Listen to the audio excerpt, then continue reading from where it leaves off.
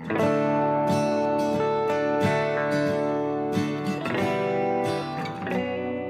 and welcome to the Hutchinson Veterans Outreach Program, located right here in Hutchinson, Minnesota.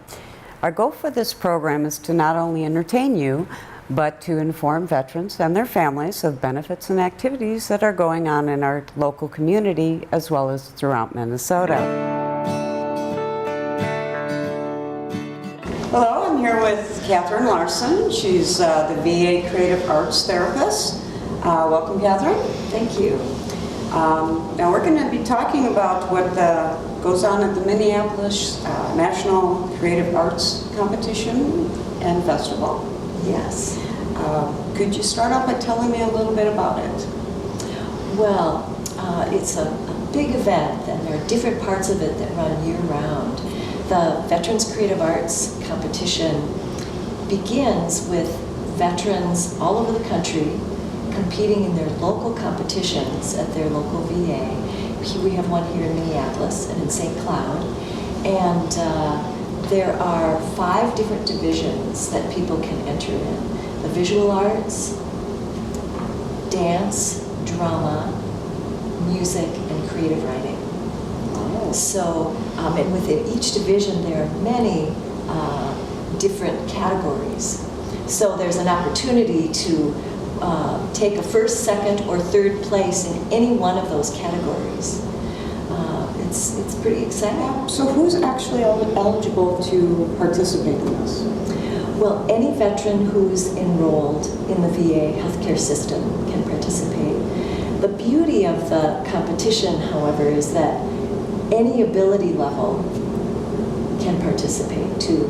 So we have veterans this is the first time they've ever dared to share their art with someone else. And we have others who are professional artists, but it's wonderful for everyone to participate.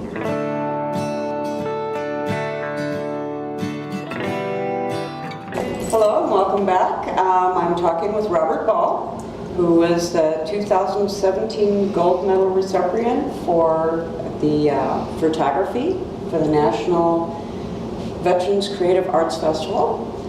Welcome, Robert. Can I ask you what branch of the service you were in? I was in the Navy Air. Okay. And what made you join? My father was in World War II, and he was in the Navy. We have a proud feeling about having been in the Navy and the contributions made by the Navy. And I grew up in the 50s, where it was very strong influence of World War II and so on.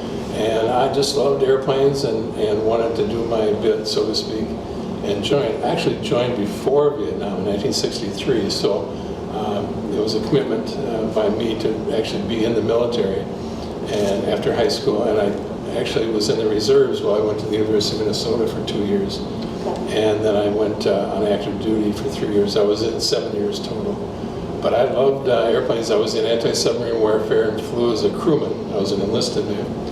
And flew as a crewman on Neptunes, P-2V piston engine plane, and P-3 Orions, which were a little bit newer. And I enjoyed the work I did and the people I met. So it was quite an experience, and I was glad to have the opportunity to, like I say, do my bit. So. Well, thank you for your service. Yeah. Now I wanted to talk a little about the Creative Arts Festival. Sure. And this is the photo that won the 2017. Yep. Mm-hmm. Can you tell me what started this creative juice to actually go out and take photos? I've always been shooting a lot, and I found that it helped me relax, took me out of my thinking about world problems and so on. But I actually had brain surgery some time ago, and it was unsuccessful, and because it was too close to the spinal cortex. So I walked around with this thing in me, and they decided not to take it out, which turned out to be a wise decision since I'm still here. But my mother, God love her, said when I came out of there, she said, "So it's like a time bomb in your head waiting to go off, right?" Thanks, Mom. I hadn't thought of it that way, but yeah. So photography allowed me to not think about that. It made me get outside and relieve my anxiety over that. And then when I got into the VA hospital, I did volunteering here and so on. I learned about this program, Creative Arts program, and really thought, what a great way to overcome physical or mental disabilities and help with that. The VA hospital is wonderful. They have a lot of tools.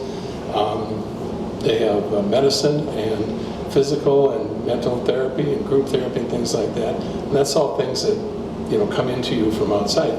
But this thing, as I found over many years of shooting, is a healing process that comes from inside. And that's what I've always learned about photography, is it's something that you focus on and it lets the rest of the world go by in itself. And this program here, the recreational therapists are wonderful at the Minneapolis VA. They take people that are really struggling, and this is just another tool to help veterans out. And they wind up getting them into this program, and people try different projects and so on. Some win. I won, I did tell you that, okay. But some win and some don't. But the art of it, or the beauty of it, and the healing process is in the doing. And that's what really is, it makes the program very successful. So this is something you definitely recommend to other veterans? Absolutely, absolutely. And it's just not only for healing for physical or mental disabilities, but it's just for everyday stress to use creative arts, and whatever they might be. The creative arts program here has more than 60, I guess, different categories, from ceramics to acrylics, painting, different things like that. There's people that did leather work, and it's just something to really get passionate about, to focus on, and relieve your problems. It doesn't heal you necessarily, unless it's anxiety or something like that, which actually it does, but it helps you in that process. And like I said, it's one more tool that the hospital here has in helping veterans get better. I'd like to welcome Bill Underwood, a two-time award-winning in the National Arts and Crafts Festival. Welcome to the show. Thank you for having me, Lisa. Now, Bill, I know you are a Vietnam veteran. Mm-hmm. Would you like to tell us a little bit about how you got involved in the military? Well, I kind of always thought that I would go in because my dad was in during World War II. My uncle was at Pearl Harbor the day it was bombed, and I had an uncle that was missing in action after a kamikaze had hit the ship, and he was missing in action for 2 weeks, and he finally showed up okay. And around that, later on, while I was just about ready to get out of high school, well, of course, Vietnam was going on, and I'd watch it on the news every night. And my mom and dad didn't care too much what I was thinking about, and I was an only child. But I went and I volunteered as soon as I graduated from high school. And I guess I volunteered just so I could go to Vietnam. And which branch of the service were you in? Army Airborne. And I was with the 173rd Airborne Brigade in the 25th Division, Infantry Division in Vietnam, and then back in the States, I was with the 82nd Airborne Division. Okay. Well, thank you very much for your service. Okay, Bill, can I ask you what the inspiration for the song Other People's Songs? Well, I'd learned a lot of songs, Lisa, over the years. I probably started playing my first songs when I was about 14. And so I've collected a lot of them. And one time, a fellow musician asked me, "Why haven't you ever wrote any songs of your own?" And I got to thinking about that and says, well, I never have. And so I sat down and I wrote that song about writing songs. And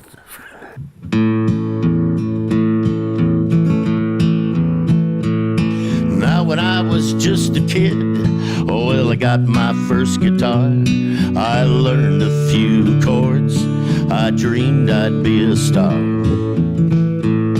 I learned some songs by Johnny Cash. I'd pick the blues and I'd moan. I wish I would have started then writing songs of my own. Now graduation came and I joined up with Uncle Sam to find out for myself about a place called Vietnam.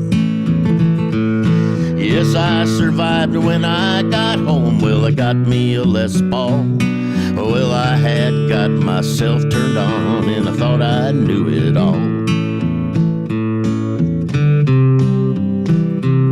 Now having fun in the music of that time, you know it was great. So I packed the guitar on my back, I hitchhiked from state to state. 5,000 miles later, yes, I found myself back home. I'd been singing everybody else's songs, but my very own.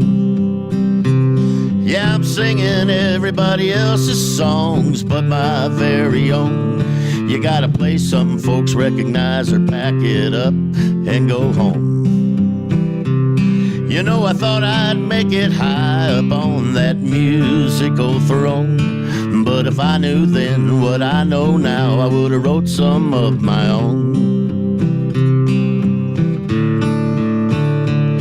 Now 40 years have come and gone, and I don't got much to show.